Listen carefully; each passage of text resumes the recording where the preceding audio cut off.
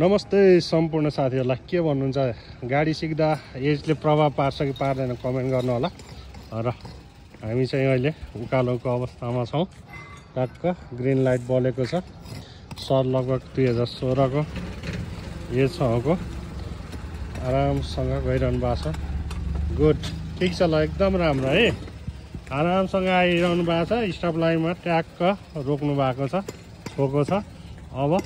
ह्यान्डब्रेक त अलरेडी तानिसक्नु भयो हैन अब बिस्तारै नातिकिन पहिला एक्सिलेटर क्लच छोड्दै जानु गाडीले बल गरिसक्यो अब एक्सिलेटर थप्नु पर्यो ल मिस्टेक भइहाल्यो केही फरक पर्दैन झ्यापमा आत्तिहाल्नु भयो क्या धेरै थिच्नु भयो ल बिस्तारै फेरि थोरै आरामसँग भयो क्लच छोड्दै जानु